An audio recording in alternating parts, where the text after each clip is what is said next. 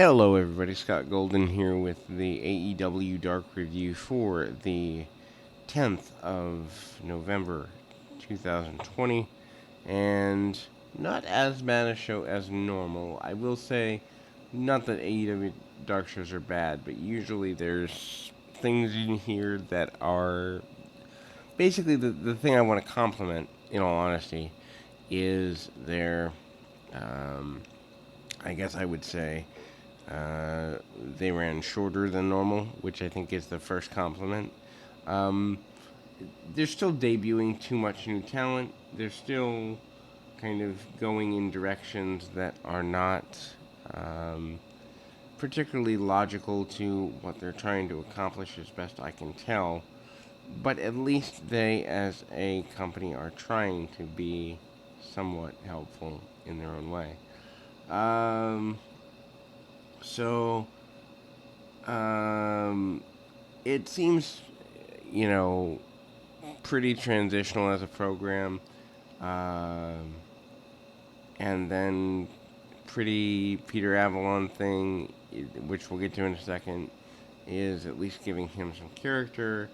Um, Excalibur and Taz are joined by Ricky Stark and later Frankie Kazarian on commentary. Chaos Project, Luther, and Serpentico defeat TNT, Terrell Hughes and Terrence Hughes. TNT are the two sons of Devon Dudley. They're making their AEW debut tonight.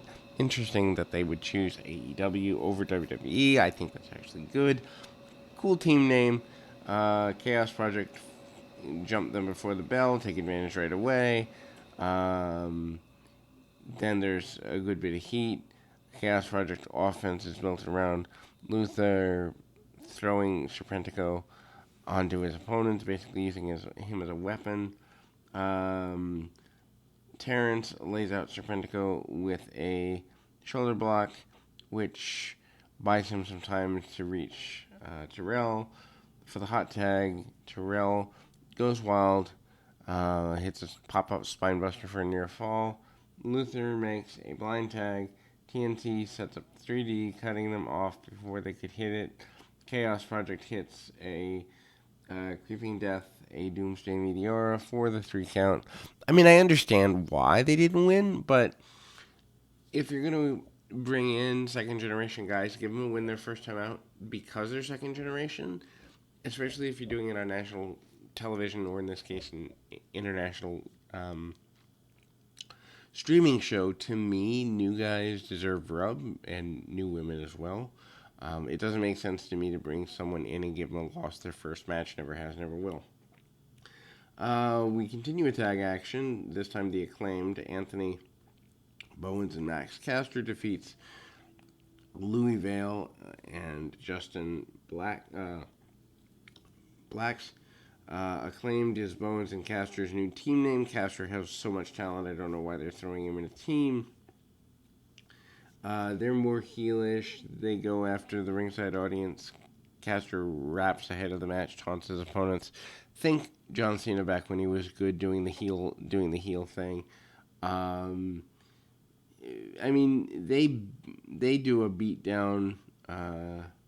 The acclaimed do a beatdown, which is very, one-sided. Uh, Vile gets a hot tag. Bowens and Caster control from the start, and they do a good bit of athletic moves on Blacks. Blacks gets a cradle to escape to get the hot tag, gets cut off. Double team neckbreaker for the win for the acclaimed. Not a bad match, not a great match. It was what it was. Top fight. Dante Martin and Darius Martin defeats Baron Black and Frankie Thomas. Top Flighter, better known as Airwolf and Angel Dorado. They have been a team across the American independents. This is probably their second, third, fourth match on AEW Dark. They've been around a little bit. They've got both of these guys have some really good, I guess you'd say, tag team moves and some chemistry, but they need some experience. Dante's early offense gets cut off by back elbow from Thomas. He reaches Darius for the tag. Darius hits a Spanish fly. Dante hits a springboard before hitting a corner drop kicks for the assisted pin. Pretty Peter Avalon segment. He sets up a romantic date, but after all the components being cheap, someone walked in revealing that the date was with an elevator, and Avalon gets slapped just like last week's segment of Same. Hybrid 2, Jack Evans and Helico defeats Sean Dean and Adam Priest. Frankie Kazarian joins on commentary for this. SCU versus TH2 have been feuding for a while. The commentary is strange because Kazarian puts TH2 over, and there's no real anger, even considering that they have brawled and done beatdowns and all this. Evans does taunt Kazarian afterwards, and Helico toyed with Dean at the start. Does lucha submissions, which makes him different. Dean fights back with a drop kick. Evans tags and prevented the tag. Following a standing corkscrew sought for the 2, TH2 hits an assisted 450 splash for another 2 count. Dean finally makes a one-man comeback, and TH2 buys him enough time to tag in. Priest runs wild, hits strikes, a German suplex, and a Russian leg sweep for near fall. Dean hits a crossbody. Evans breaks that up with a springboard. Evans hits 450 splash on Priest on the floor.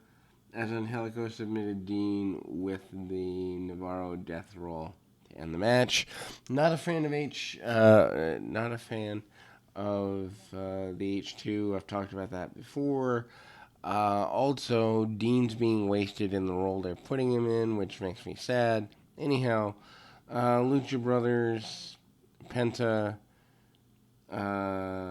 Ray Phoenix versus David Ali and Ashton Starr. Penta and Phoenix will face each other on Dynamite. Penta does his Sierra Romero stick. Ali responds in Spanish, surprising Penta.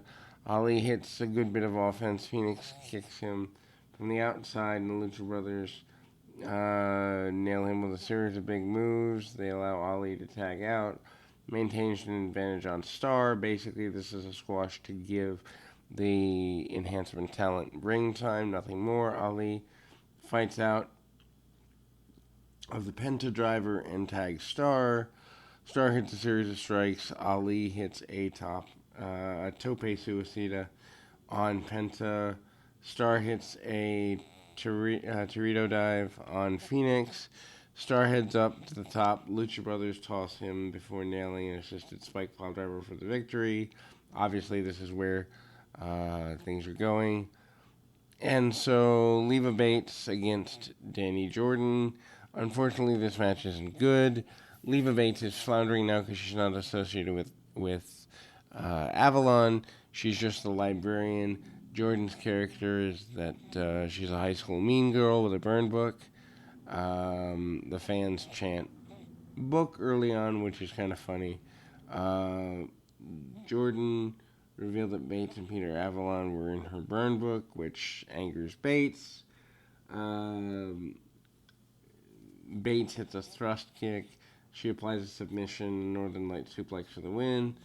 Jordan rolls out, rips Bates' books up, so Bates grabs Jordan's binder and threatens to break it. Instead, she tosses it aside.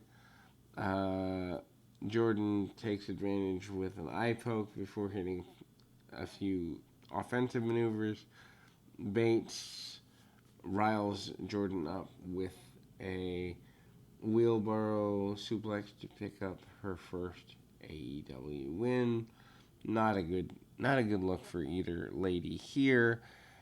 Allen Five Angels defeats Fuego del Sol. They wrestled around in moves that just look like move, move, move, you do move, I do move. It's actually horrible because Allen Angels has so much more talent than that. Angels hits a mule kick, Del Sol lands a monkey flip, but just kind of drops out of midair. Angels beats down Del Sol and then hits a frog splash on the floor. Yes, I did actually say that sentence.